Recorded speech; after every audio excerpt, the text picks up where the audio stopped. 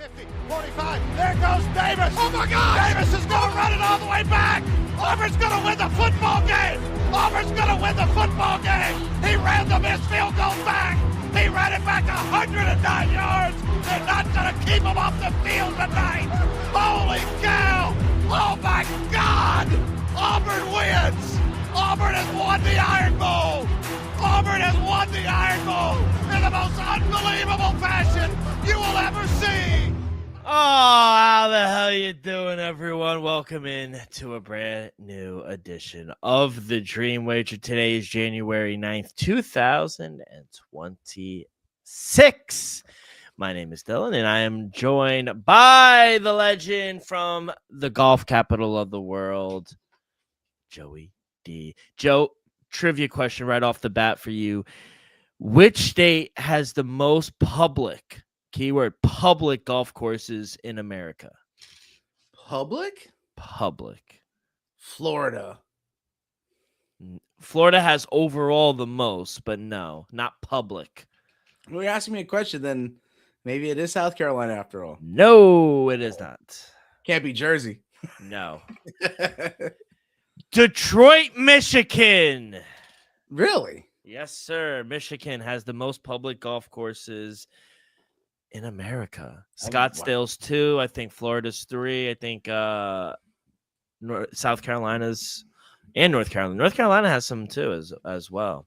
What would you say you need to golf? Do you need 3 different clubs? You need what, like a putter, a driver, and something mid? Like a 7 iron, a 5 iron. You can get away with that. Right? Oh yeah. Okay. But to look professional, at least it's an expensive sport. That's what I'm getting. It's a gentleman's sport. How you doing? What's the oldest sport? It goes pugilist, what we talked about earlier. Pugilism has got to be. It's got to be boxing, like bare knuckle. It's like pugilism. That's what I mean. Oh, it's sumo wrestling. Oh, as the oldest? As the oldest. I think it goes back to before, like I was going to say it's got to be some sort of combat, like maybe a grapple, like a wrestling, like the old Greco-Roman. Yeah, I think sumo wrestling is 3000 BC. Woof. Yeah, that's old then. But golf's got to be back there too. I feel like. Golf was mine. I think wood clubs and wood thing, and then like the Iraqis. Oh, it's come if you see the signs of golf when I go into the golf department, like the technology they have now. Oh my God, you can literally like pin your drive to a tee. Like I love it. Yeah. A little trivia off the show for you, kid. All right, we got a great episode. We'll recap. What a game. Thriller down in Scottsdale, or it was in Arizona. Yeah, down in the desert between Ole Miss and Miami. We got some NFL news before we get into Super Wild Card Weekend. By the way, they took away the name Super. Why? It is the Super Wild Card Weekend. What are they talking about? I know it will always be, and we will continue to have it. What are you gonna take? It's not the bowl. It's the Super Bowl. It's the Super Bowl. Exactly. They just took away Super, but we will not. So it is Super Wild Card Weekend. We'll have picks, props of every game besides the Monday game because we'll be back here Sunday. So we'll have picks for that as well. But kid, let's start with the game we saw at the Fiesta Bowl. You and Elvis hit it -3.5 for the Hurricanes. The U is back, baby. And Michael Irvin was on a mission last night. Everybody, I don't know if you saw, but Greg Olson, Ray Lewis, Ed Reed, Ray Lewis, all the legends. Jason Taylor as a coach there pulls up in the middle of the broadcast, and next day was like, "Best of luck." And it Desmond Howard starts cracking. I mean, like, that's a Hall of Famer right there. That's Jason Taylor. Yeah, you better respect Coach Taylor. Respect. But yeah, they got a bunch of legends, and honestly, it was crazy because if you look at it, you thought that they were dominating most of the game. I mean, time of possession, 41 minutes to 18 minutes to Miami. Right from the first drive. Yeah. How much time they're going to take off the clock. Total plays had to have been over 60 plays for Miami between rushing and throwing. It was scary to see how quickly Ole Miss could respond, though. Like, it's like no matter how much methodical pacing Miami did, Ole Miss was just going to be like, oh, boop, touchdown. What do you got to do now? I was wrong because Carson Beck, he proved me wrong, man. Outside of that one interception, he played a really good game. And shout out Mario Cristobal because he had a chance to just tie it and go into overtime. They said, fuck that. We're going to play to win the game. And honestly, I respect that. I would have done the same thing. They go out there, last drive, score. But that kid, Trinidad Chambliss, he is special. He is so fun to watch, man. And after that first hit, they were blitzing him all game. He was just he was getting the ball out early. He had a great game. K'Wan Lacey, I know he wound up getting hurt, but he did break off that 73-yard long rush. But in all, on a hammy throughout the bracket. So for him to pull off that long rush there, though, just speaks volume to his character that it wasn't going to deter him because you could tell he was like even through that whole gallop, he was limping a little and right on the bike after. So, I mean, he was there, made himself available, as did some players on a Miami side. So you could say it like the guys are playing for what their value is indicating. Like they're giving it all. 100%. Mark Fletcher Jr. rushed for over 130 yards. He had a great game. I had him as like on the college game. If you simmed it, he wound up winning the Heisman. So the Mark Fletcher was actually a problem. Yeah. And Malachi Tony is so fucking fast. A freshman like that, dude. And he's physical too, like broke through tackles. That was probably the nail in the coffin for Ole Miss was the poor tackling. Yeah. They couldn't stop the run either. They couldn't stop the run, and the poor tackling in the secondary led to the demise. Honestly. And with everything, the more penalized team was Miami. You know, through everything, 10 penalties for 74 yards, false starts. So Ole Miss was catching a lot of breaks. I said that they were more disciplined. You're right. Yeah. Yeah. So Ole Miss was more disciplined. 100%. So I didn't get that call at the end though. But it probably was a pass interference, but they weren't going to call it at the last play of the game. The offensive guy also could have done as much grabbing as the defensive guy in that. Yeah, they were both hand fighting. So. They weren't going to get involved. The refs have had enough flack and slack to. The refs were getting too much of involved late in the game, though. I thought. Yeah, it was a little much. Yeah, but overall, it was a really good game. They cover the 3.5. Excuse me, they covered the 3.5 as well. So 4-point victory. That was a sweat. Yeah, no, it was a sweat. Both ways. It was a great game though. And tonight I think we're all on Indiana. Oh no, you're on Oregon. I think Indiana will win the ball game, but as history's shown, in conference rivals now rematching one another, especially in the playoffs, I think it's going to be closer than 10 points was what the first time indicated. And remember, Dante Moore did turn over the ball a lot in that game. And if he can limit that, I think this is a lot closer swing. So I'll take the plus 3.5 with Oregon. Yeah, it should be a really good one. That game goes off in about 2 hours. So we'll try to get in and get out before that game. We also had some news in the NFL. Yeah. We'll stay in Miami. Dolphins fire Mike McDaniel, which was kind of surprising because, Stephen Ross, owner, thought it would happen already. That, and they also it kind of indicated that he was safe after they fired the GM. They waited. They met this week to discuss the season, and then after that meeting, he had some time to reflect, and Ross decided to move on. So, very surprising, I thought. In the Dolphins, they made the postseason in Mike McDaniel's first 2 years, and the offense was at times explosive. He ended his tenure with Miami 35-33. And after Mike McDaniel got fired, 8 head coach jobs are available. That is an eighth, or 25% of the NFL head coaching is available. So I guess where does Miami look? Yeah, they are bottom of the totem pole, in my opinion. You know how I said how volatile the Browns were? I think maybe right above them, you could put the Miami Dolphins now. I thought that keeping Mike McDaniel around would have been better. Just move on with the quarterback and see what he can do. But he's going to be an absolutely wanted commodity at the offensive coordinator position. So we'll see who decides to pick him up, because I don't know if he's getting another head coaching gig. I think that's maybe the one hot take I can make about it. Maybe it's not even a hot take. I think that might be the consensus here. So for Miami, who's going to want to take that job since it's so volatile, right? Are you keeping to it, right? Don't they owe him a lot of money? I think they're torn to keep him or bench him and then start someone new. Or are they going to draft someone? I mean, that's also the question. So Miami could go a certain way depending on what the GM does, because now he's staying and the coach is going. So where the power beholds. Yeah, the Tua was quoted this week saying it would be, quote unquote, dope to get a fresh start. So, I mean, they got a lot of decisions to make. Do they drop Tua? What would you do? I think they just start fresh. I Yeah. think they wind up dropping Tua. I think It's he's done. anybody who would want to take him. You're just gonna have to take even the lowest offer there, and then maybe, unfortunately, move some other pieces around so that you can, like you said, you look at some teams starting from scratch. If you're gonna fire Mike McDaniel as your head coach, you got to do exactly that. Start fresh.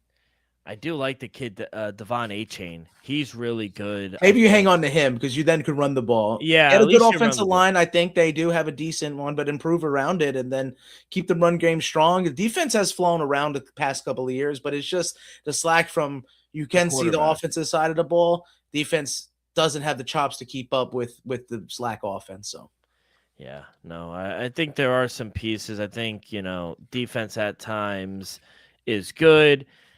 Quarterback, obviously an issue. I do like Jaden Waddle. I think he's a good wide receiver. So you work around gotta him, move him. Devon A. Oh, move him. I think you get the stock value out of Jalen Waddle. Some team's wow. gonna want him. Yeah, some team will want him. Absolutely. Nobody, you're gonna have to hang on to Tyreek Hill. That's why. So you're gonna hang on to Devon A-Chain. You're probably gonna move a defensive piece, and probably Jalen Waddle actually out of the entire offense might be the one to move because I don't know you're gonna get anything from Darren Waller. He might just retire on you. So and go rap again. So we'll see. We did actually have some news outside of firing. They hired today a general manager. So they hired Packers vice president and player personnel John Eric Sullivan as their new manager. Sullivan is the general manager for the Miami Dolphins. Yes, he just got hired today. He is the son of Jerry Sullivan. He was a longtime college and NFL coach. He retired in 2021. He coached the Dolphins wide receivers in 2024. So Sullivan's been in Green Bay since 2003. He was. I remember Jerry Sullivan a little bit. Yeah, he was the scouting intern, and then he served as the Green Bay's vice president and personnel since 2022. So he's been in a successful organization. We heard Troy Aikman. He was involved in the hiring process as well.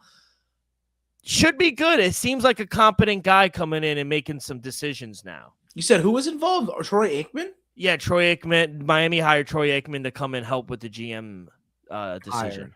Interesting. Wow. I mean, Troy Aikman is a legend. No, but I'm saying getting involved, you think you'd have loyalty tied with Dallas, but hey, I mean, if the money talks, and I guess if you have some personal relationships with some of the, staff and members of the Dolphins organization, then yeah, you could see yourself fitting in there fine. And now since Miami hired a GM, there's only one general manager opening left in the NFL. Ooh. It is the Atlanta Falcons. No head coach, no GM. Shit show in Atlanta. Wow. With all that talent, feels bad. No quarterback. That's why I said it's on the bottom of the totem pole for me. And Arthur Blank is sitting there saying, we want to hire Matt Ryan as president of football operations. Football president. That's what I think. Like the line should have done with MCDC, make him the president of football operations. Yeah, I think that's a good call as well. So we'll see how the chips follow, but we'll break it down here on the Dream Wager. So stay tuned for that. Kid, that's all the news I had for the last few days since we last spoke. But before we get to Super Wild Card Weekend, a quick word from our sponsor. We're brought to you each and every episode by Viva Tequila Seltzer, the most refreshing hard seltzer on the market, hands down. Is no wonder why Viva was voted #1 hard seltzer in the world by San Francisco World Spirit Competition. With only 88 calories, 0 carbs, 0 sugar, and a light 4.5 ABV, Viva is a perfect drink for your post-game celebration, as it was created with that active lifestyle in mind. We flavor tequila seltzer because flavor is the spice of life, and we like our drinks to just a kick, just like how we like our lives, whether it's Huckleberry playing around a golf with the boys or an elderberry watching Super Wild Card Weekend. It doesn't matter. Our favorites pair perfectly with that Artisanal Blanco tequila for that subtle and refreshing drink. I believe here at the Dream Wager and at Viva is to live long, live well, and live it up.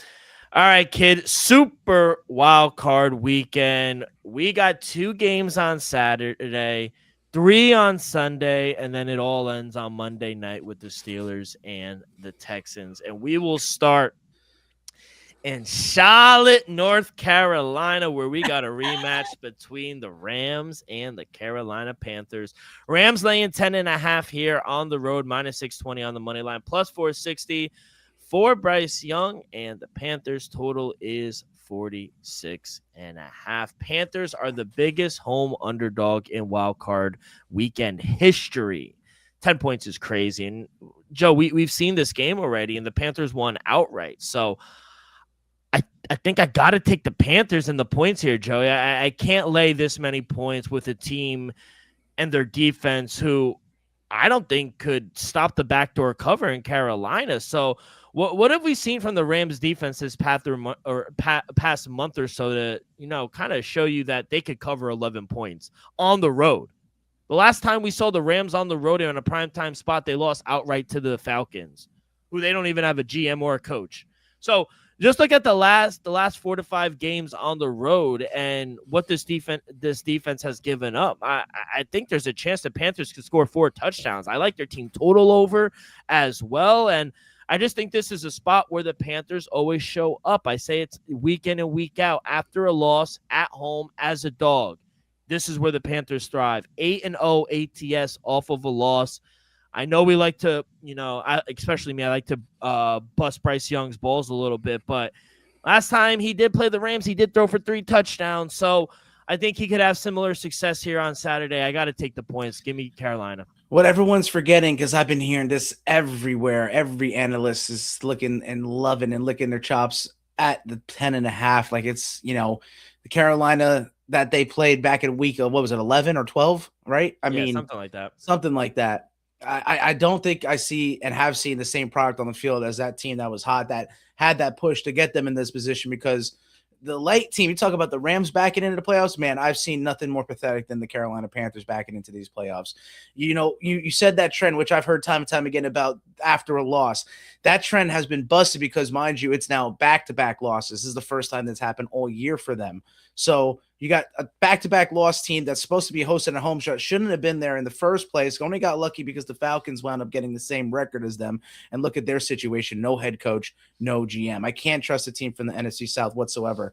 I actually am all in on the Rams. Wow. I think it's going to be bad. I actually think that this is just the sportsbook's way of telling you that they're trying to get as many suckers to take that plus 10.5 as possible.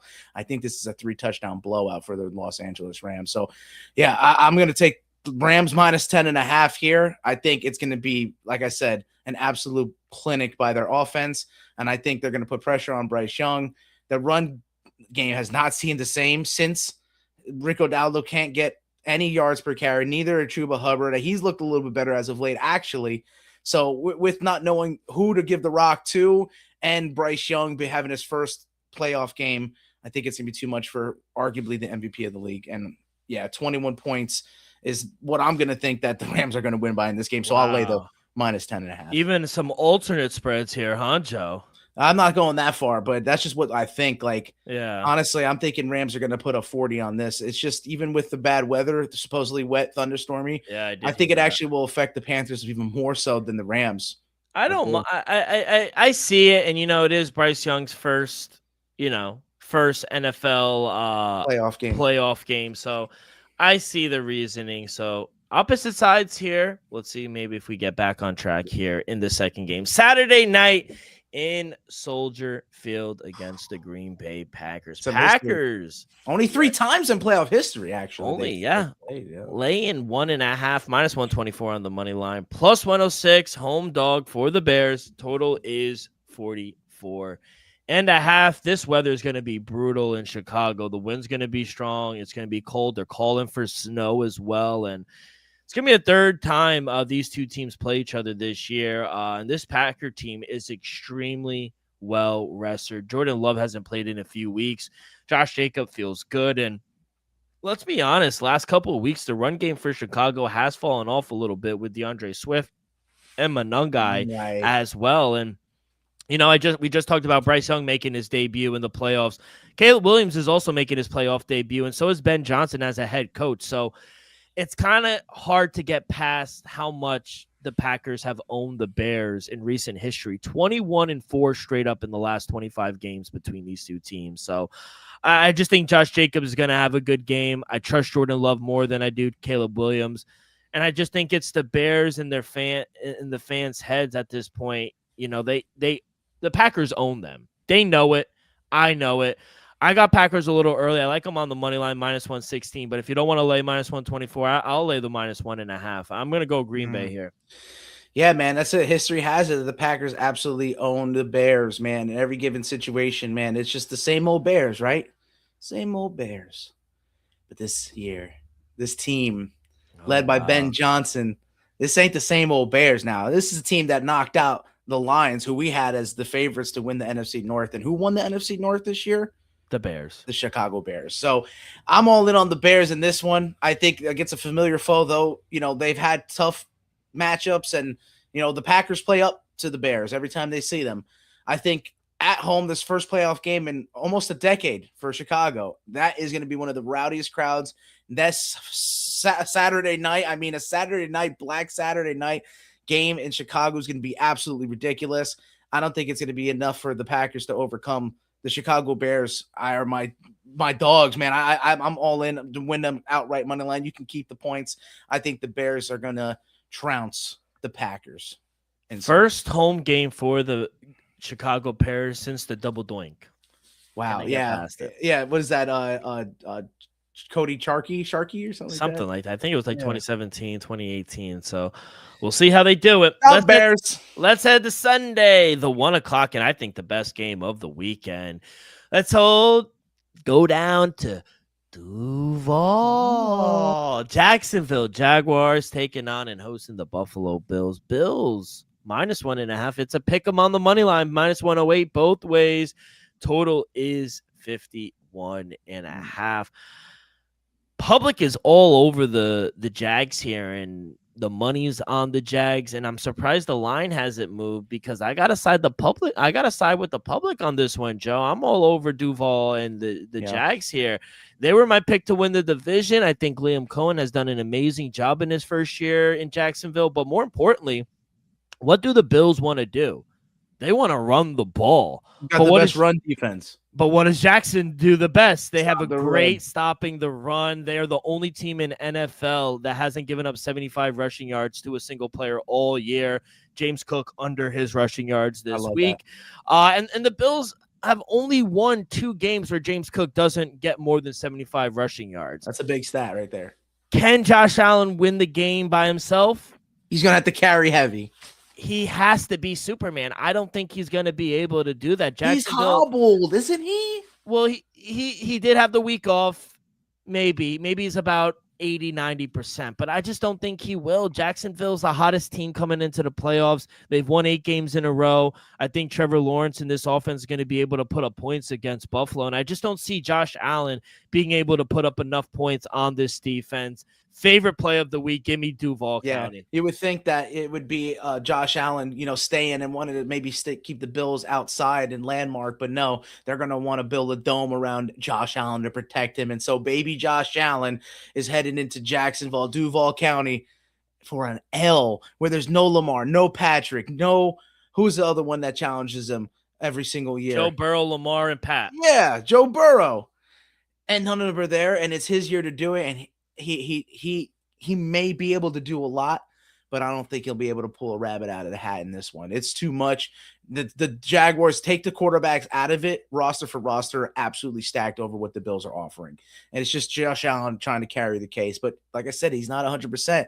And anything less than 100% Josh Allen is not one that I want in the back. So I'm going to pick the Jags. Yeah, and I like them a lot too. At home, I'm thinking it's going to be a shutout. I really do. I don't think the Bills will actually even score, especially if Josh Allen gets hurt. If Josh Allen goes down, the Bills will not score a single point. Oh, you don't trust Mitch Trubisky? Who do they play? The Jets. The Jags. Yeah, exactly. Let's go to the link. The Eagles hosting the San Francisco 49ers. Eagles laying 5 here at home, -270 on the money line, +220. For the 49ers, total is 44.5. This is a very interesting game here, Joe, because initially in the beginning of the week, I thought I was going to be on San Francisco because I just thought it was too many points. Yeah. But now diving deeper, I think Philly is the better team. I think they've been a sleeping giant waiting for the playoffs. You know, this defense is going to shut down Brock Purdy, Christian McCaffrey. We saw what a good defense was able to do last week with Seattle. And I just think the playoffs is when Jalen Hurts and Nick Sirianni thrive. I just have a tough time thinking they're not going to be able to do what they need to do to win this game.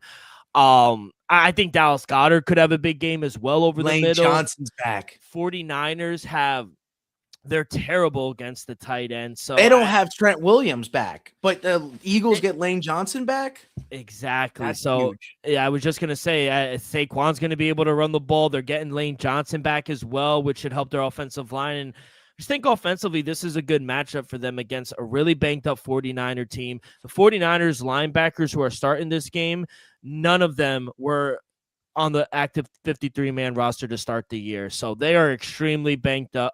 You got to give credit to Kyle Shanahan and Bobby Salah. I mean, what they were able to do, yeah, amazing. So I just think they're going to run it down their throat, and I think the Eagles could have similar success. We saw what Seattle did last week to end the game. They just ran it down their throat, and I think Philadelphia, they're going to be physical with San Francisco, and I just don't think they deal with that well.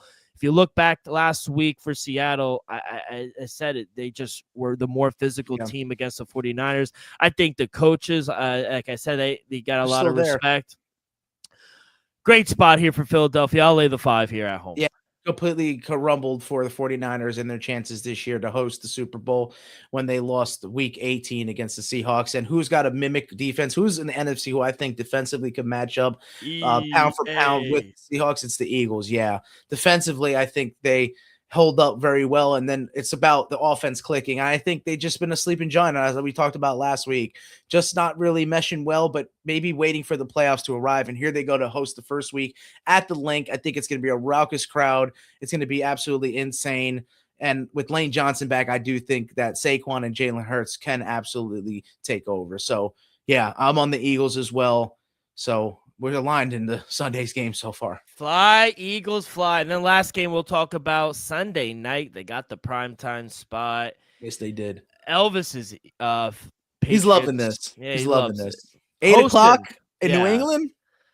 Dome team coming outside in the cold. We'll see how that goes. Justin Herbert, 3.5-point underdogs on the road against Drake May. -190 on the money line for the Patriots, +158 for the Chargers. Total is 46.5. I think this Pats team is solid everywhere. You know, we talked about the Jags being one of the hottest teams. I think the Patriots, they've been one of the hottest teams as well. They've won 3 straight, 13 of their last 14. And since they've expanded the playoff, we've seen the 7 seed win outright once. That was last year, 2020, or 2 years ago, 2024 in Green Bay when they upset Dallas. So overall, the wasn't an upset. That's Dallas we're talking about. Exactly. So, oh yeah, good point.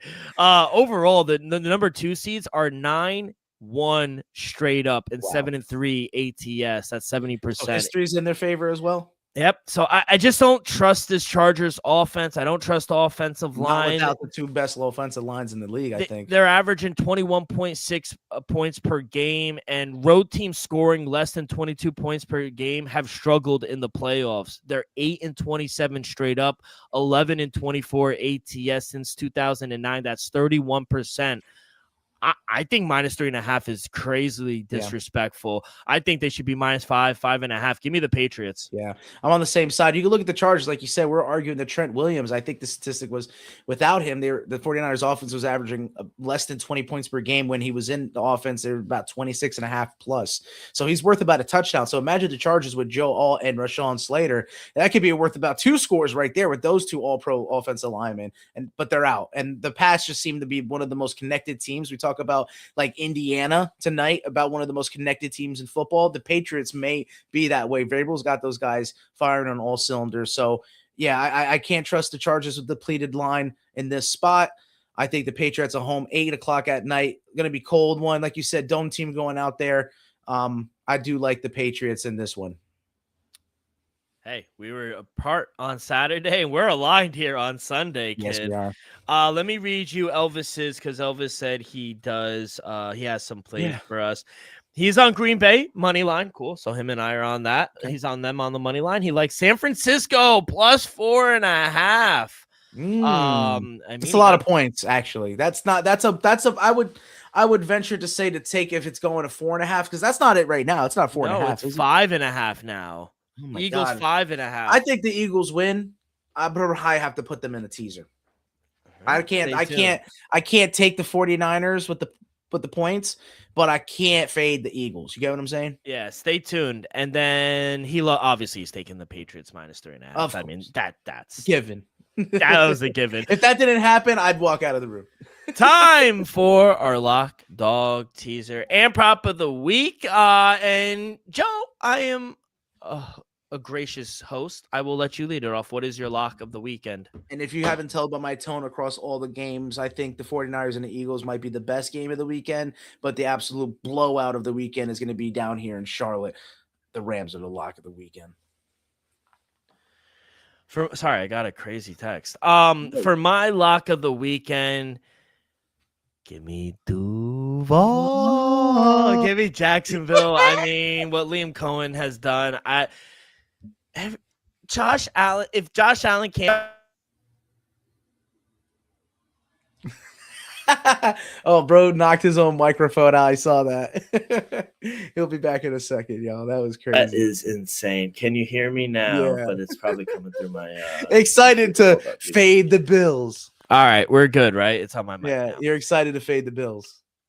Yeah, holy fucking shit. All right. Yeah, fucking Jacksonville. So, Jacksonville's my lock. 100%. Yeah. They're gonna win. All right, what's your dog of the week? The Bears. Yeah, I think I'm against both you guys. It's only right that I keep them as the dog.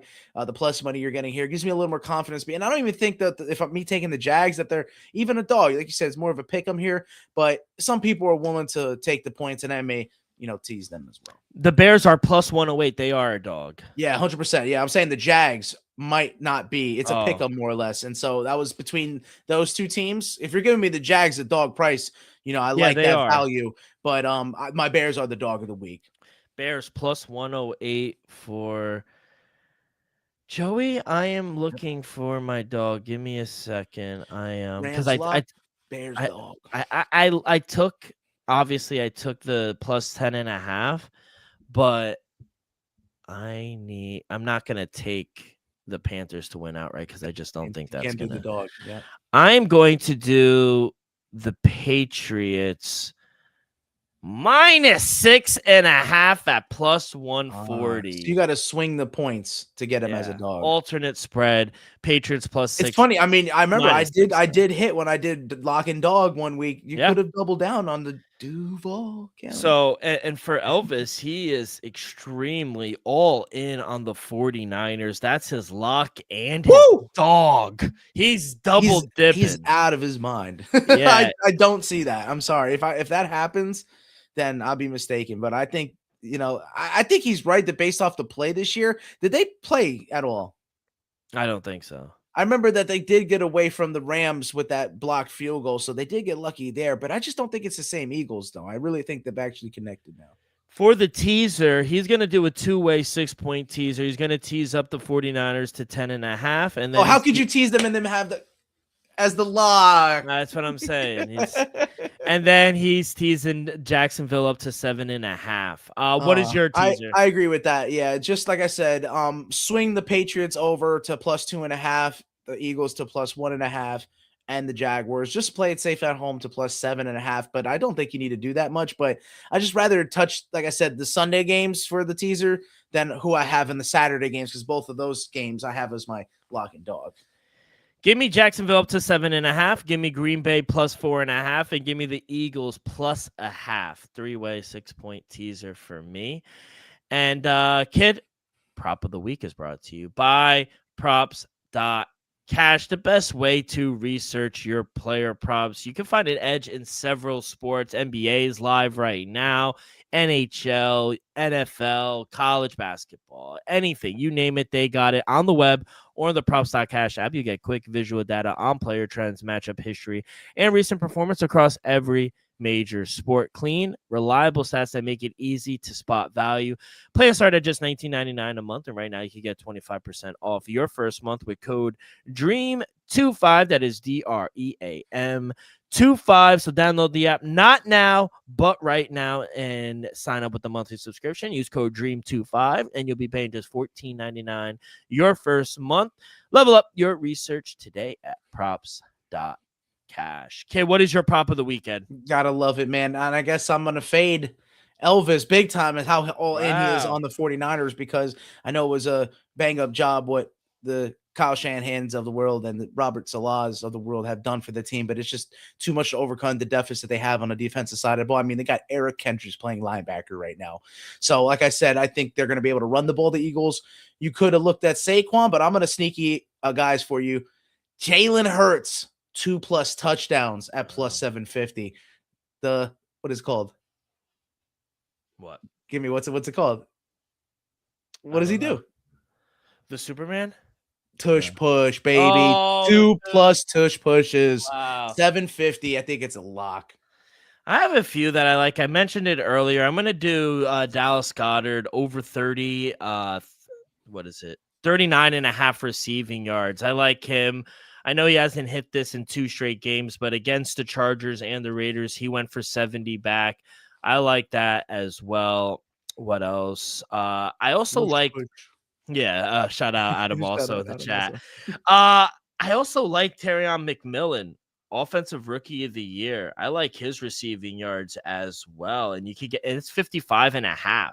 That's sneaky. That's sneaky. Look what they were able to do and give up the Rams. So he could get that in 1 or 2. He's a big down the field threat as well. So big target. I like Terrion McMillan over 55.5 receiving yards. But we know in the playoffs, that's where I pick my stance, the rushing and the defense. So it's easily that prop could cash with the over.